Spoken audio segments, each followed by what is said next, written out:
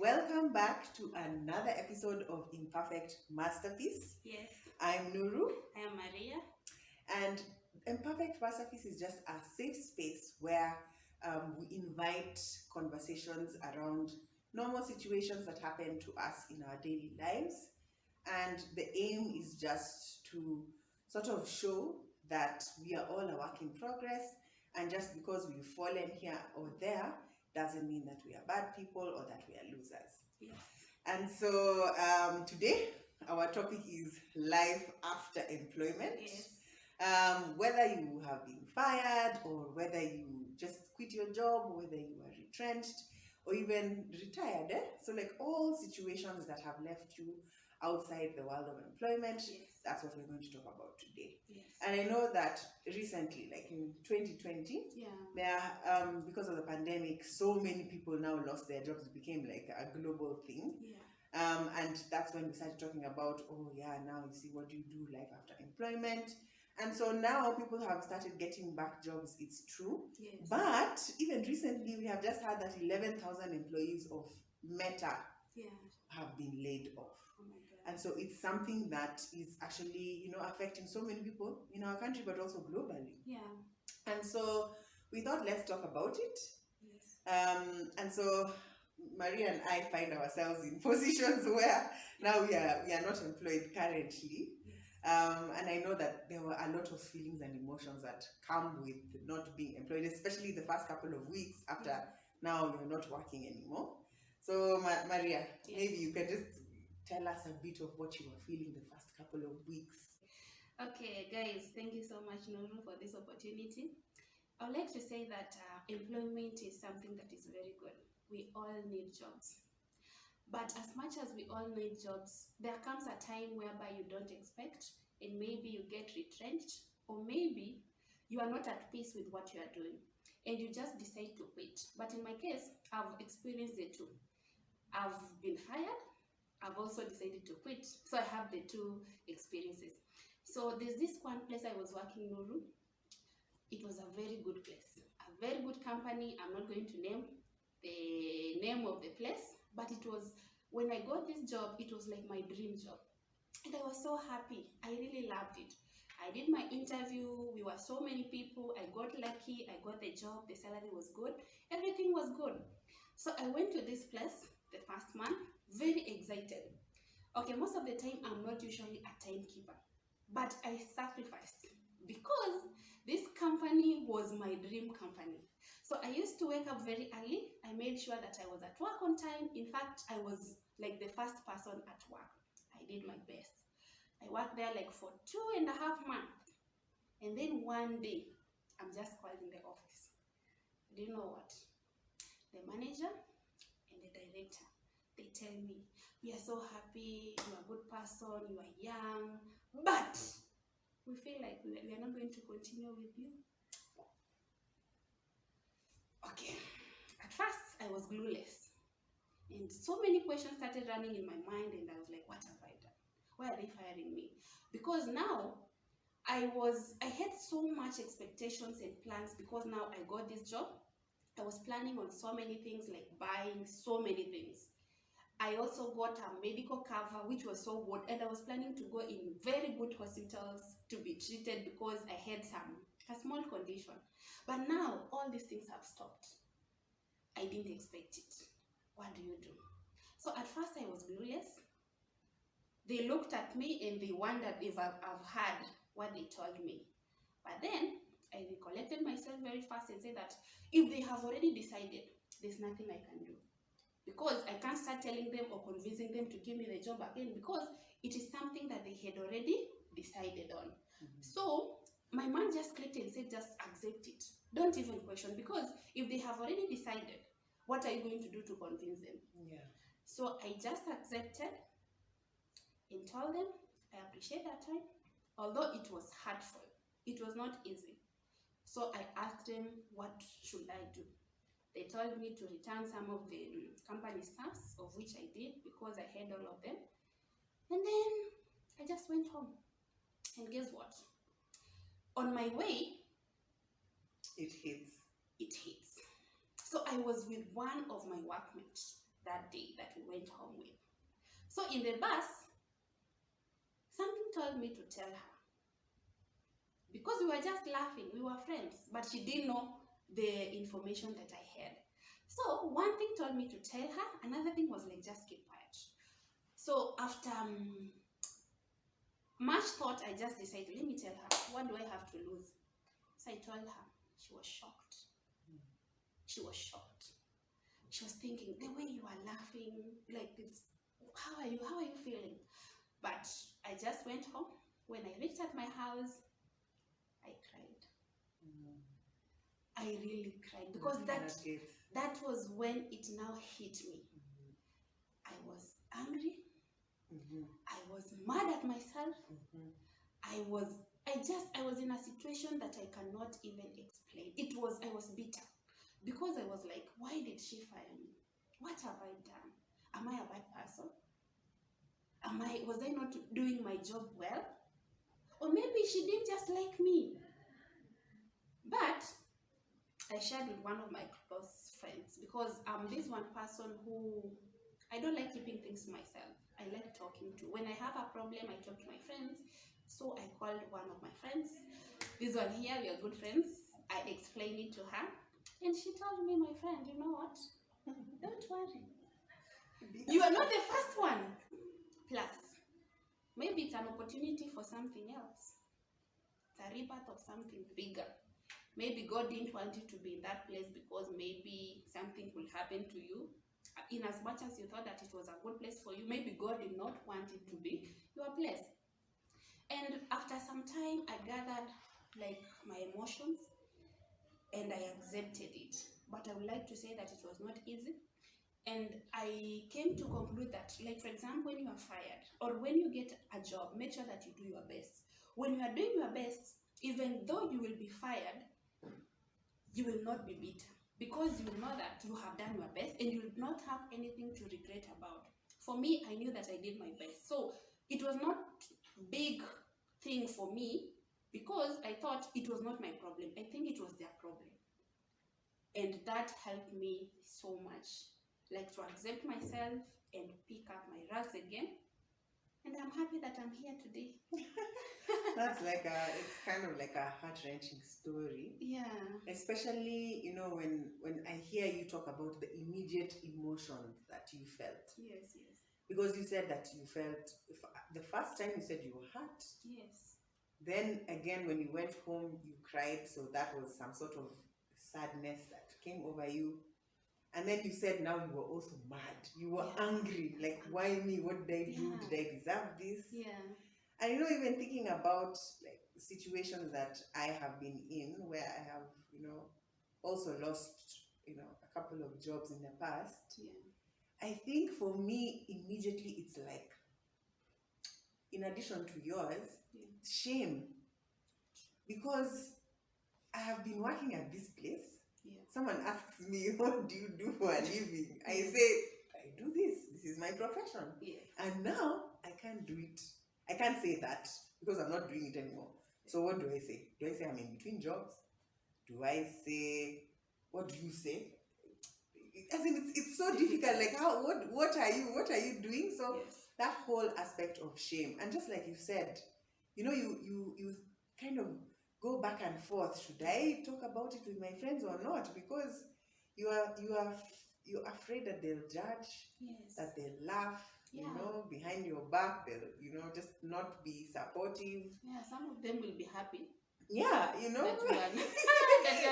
I was seeing something, by the way, on Instagram, some clip. Yeah. And there was a lady who was talking about friends who do not clap for you when you are advancing. Exactly. And she was like, these friends who don't celebrate with you when you're advancing, you better leave it alone. Leave them alone. But we are not here to talk about friends. We'll talk about that in another episode. Yes. So back to the emotions. It's about the shame. Sometimes you even feel guilt because sometimes you lose your job because of your own negligence. So that one is there, you know. Sometimes you feel bitter because maybe it's a case of retrenchment. And you were working well, you were maybe even a good employee, you had, for example, even maybe have taken a loan because you have settled.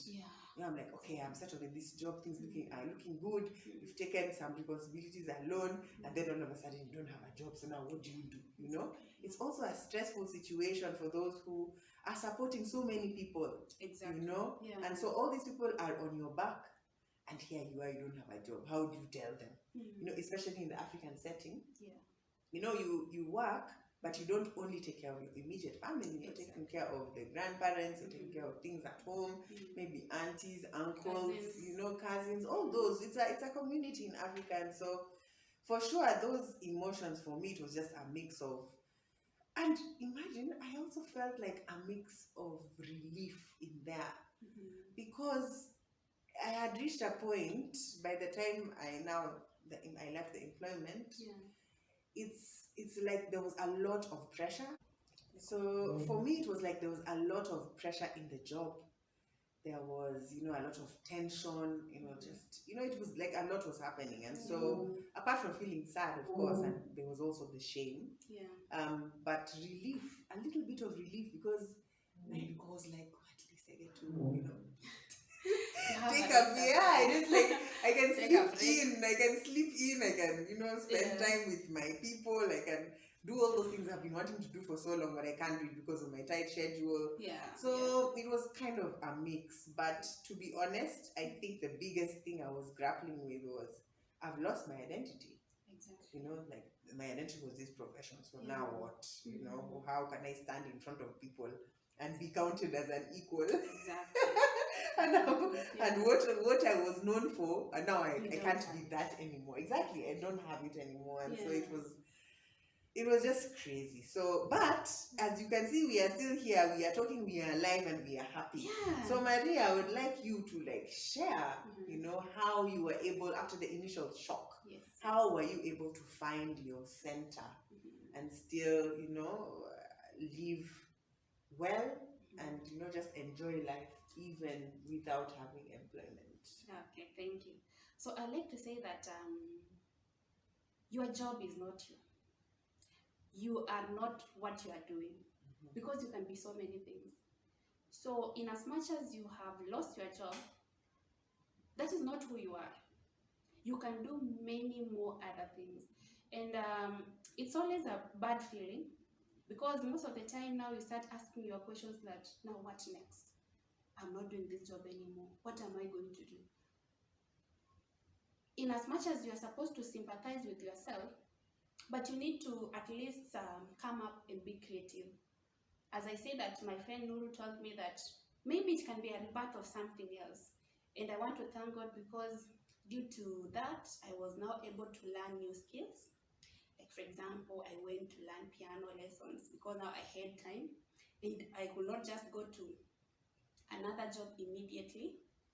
I've learned some piano lessons. I'm now very good at playing piano, my friends, and it's something that I'm very grateful about, because I didn't know. If I was to continue with my job, I could not have ever developed that urge of learning on how to play piano. Another thing, it has also helped me to be more prayerful. It has drawn me more closer to God than before. It's not that I didn't know God earlier on, but now I have more time with God. I pray so much. I listen to songs, worship songs, praise songs. Let me say gospel songs so much. And I've grown in my faith more than way back when I was. So in as much as I lost my job, I'm also happy because I'm now growing. And not only in one aspect, but in so many aspects. I've also learned to do many other things like cooking. I've done some short courses in cooking, and I'm enjoying my meals better than before because they are now more tastier, and I'm happy about it. I've also learned to spend time with family, and family is very important, guys. It's even more important than that job. But I'm not saying that you don't need a job. But family is everything, because once you lose your job, where do you go to? It's your family. You go back to your family. And what if you didn't have one? It will be very difficult for you. But once, if you have a family, and when I'm talking about family, I'm not only talking about blood. You can have family as friends. friends make very good family friends. Yeah. But I feel like family has been my number one priority now, because I know that they are the ones that are there forever in life. Jobs will come and go, but family will be there forever. So I've at least learned to spend more time with my family, with my friends, and I'm learning them more, and they're also learning me more, and we're appreciating each other so much. So that has helped me so much to have confidence in myself, because when I lost my job, I lost confidence in myself, because I was very much disappointed with myself, and my self-esteem went down. Yeah. Because, as Nuru said, this is something that you have been doing for some time, and people associate you with that thing, but Yeah. now that title is no longer there. But now, because of family, they have encouraged me, they have been there for me, we have worked together, and we now appreciate each other more, which I'm really loving it. And I thank God for my family and my friends. May God just... Wow, Maria. So those are the type of things that helped you find your center. Just accepting the situation, I think for me also it's like just sitting down and understanding that this is not a situation that I can control. So if I can't control it, then I shouldn't be stressed about it, I guess. So after I got over the initial confusion and shame and a bit of anger also, because this is something that you've been doing for a while, so why can't you continue doing it? There's a bit of denial, but yeah, once I was able to get over that, I think just really internalizing the fact that it's not a situation that I can control now. So what can I control? And so just really, putting, because initially for me it was I need to get another job immediately. And so just working on upgrading my CV, making it more current, trying to share it with people who have been in the industry for longer than I have, so that they can help me sort of beef up my CV, and also like just applying for jobs. And it was so interesting because like once my network realized that I was not employed anymore, or things were really like I was not in a good place, they really stepped up. Like I was just getting job opportunities in my phone, my WhatsApp, people are calling me, emails, and then I also beefed up my LinkedIn profile, and so there were a lot of headhunters. So to date, it's been a couple of months. I haven't been successful yet. I have gone for several interviews. I've done a couple of challenges, but it hasn't happened for me yet. But I think just being able to take charge of what I can control, like that, the interview process, my CVs, that's what I can control. So I'll do my best there. And sort of it gave me something that I was doing to, something that every day had a purpose. I was doing this. Also, I had to find a way of relieving the stress. So I joined a gym. And so it was difficult at first, but just that routine of every day I wake up, I'm going, today is leg day, the next day is upper body, the next day is, like this, every day okay, I'm going to do the way, spend a couple of hours at the gym. By the time you come back and you freshen up, and then you spend a couple of hours with your CVs or whatever, it's like the day has just progressed, and so you're not, it's a different kind of routine, but at least it's a routine. You're not bored. You're not idle. Your mind is still moving. And then as now days started moving into weeks and weeks into months, for me now it's like, okay, so what are my interests? As you said, you are reconnecting with family, with friends, with God. For me, I was doing all that, but also trying to reconnect with myself. Like what type of person has Nuru become now? Because when you're in the office, it's like you're preoccupied all the time by deadlines, meetings, all this, and then in the weekends you're like trying to make up for lost time with your family members and catching up with personal errands that you haven't run, that you need to now do. So it's like all a mix and it's on the go. But now I have time to even notice the sunrise, the sunset, I have time to like really interrogate what I am feeling and why I'm feeling it, and what I like, the things that I'm interested in doing, and how I can now sort of like, monetize it. Because now that I'm not getting a job, it's not like I'm going to sit around and just mooch off, friends and families. Today I'm telling Maria and he said 100 shillings. Kesho I'm with someone else who nipatia 1,000 shillings ninunue gas. I'm not about that life. So what kind of things now? And this brings us to the third part of this conversation. Like, what now can we do to earn money? Exactly. Because okay, we are not employed. That doesn't mean that now we are useless or we shouldn't, try to earn a living. Because employment isn't everything. Yes. So what's on your mind as far as ways that we can encourage guys to earn money even if they are not in employment? At least God gave everyone a talent, and most people are eating through their talents. It's a very good thing. So you can check yourself, see what you love, or maybe it can be in terms of your career, like what you have done at college, and what is it that you can do on your own to earn a living. Like for me, I'm a teacher by profession, so I can, for example, do some tuitions to some children around the area where I'm living, because there are so many kids all over.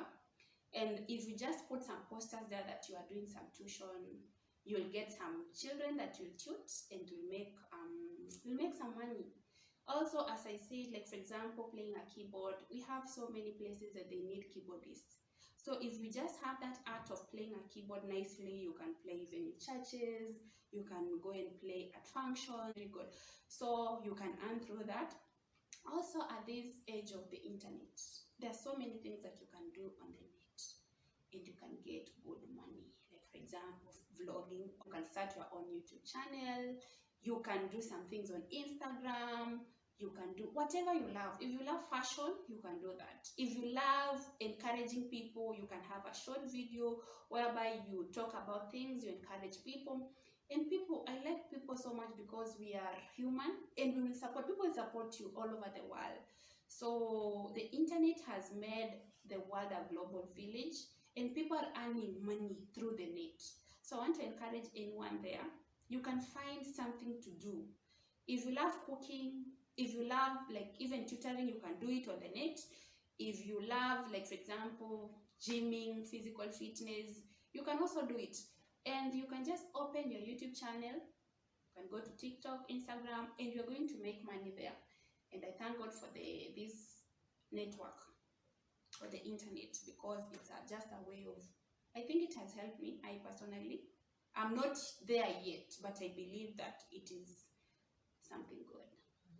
Yeah, I think, as you say, it's about looking at your hobbies, your talents, but also like your profession. You can continue on in your line. These days people are, the more unemployment is becoming rife, or retrenchment, like the those poor people who are retrenched recently from Meta. That's so sad. But now it's like, after we have gone, we are not going to go back into employment. You can look at the consultancy, sort of model, where you do something for a short period of time, you're paid for that sort of task that you've been given, and then you move on. It's not a full-time thing, and of course there won't be the benefits that people look out for, like health or pension, retirement fund, and all that. But it is something that at least gives you flexibility to do other things that are interesting to you as well. Yes. Not an everyday 8 to 5 job that takes up all the time. And so I see more and more of that happening. Also, like just being able to sort of take a step back and look at just the area around you, and be able to anticipate upcoming challenges. Even if it's a short term challenge, you can make your bit of money during that, and then now move on to the next one. Exactly. For example, now schools are closing, and very soon our nannies now will also be releasing them. They'll be going home for those who have children who need nannies to take care of them. And so now I think that, if as a parent you're still working and you still need someone to take care of your kid, then you can think about daycare. If you want to think of a way to occupy your older children, think of how you can make a recreational sort of center or setting, even if it's starting from your own apartment. We are thinking, we are not, because right now we are unemployed, so we have to, even our budgets have really like gone down. If you are buying 10 kilograms of sugar every month, now you're only buying 6 or even or 5 or 4. So just thinking about ways that are not capital intensive, that you can do things. During the holiday season, people usually like eating a lot of festive foods, like the mandazi, the samosa, the chapati, and it's not everyone who will be able to either buy the ready-made ones that are in the supermarkets or the restaurants, or even make them themselves, because maybe they are busy, they're overwhelmed with the family things or the children at home. So you can just think, okay, I'm going to be making chapatis. You start with one packet of flour, and you make your 20 or 30 chapatis. I don't know how many that it does. And then you sell. And even if you get your 200 shillings, my friend, 200 shillings is something. And if you do a good job, so it's just about being creative and being open to the challenges that are here already, or even anticipating ones that are coming, so that you can do something small to get money. And you don't need to have a grandiose idea. You can start with something small that people in your area that you have identified they need something of, and then you just start from there and you move on, because at the end of the day you want to keep yourself occupied as well. You don't want to be idle. To keep away from that, you need to find ways to keep your mind busy and your body busy, and just be healthy all around. Exactly. And guys, you need to, like what she has said about minding your thoughts. It's very important, because what you constantly think about is what you become. It's going to reflect in your behavior. So instead of just idling around, just sitting and maybe sympathizing, crying, wallowing in grief, and just saying that now I'm jobless, let me sleep. No, don't do that. We are here to encourage you that there are so many things. Look around, the way Nuru has said, and there are so many opportunities.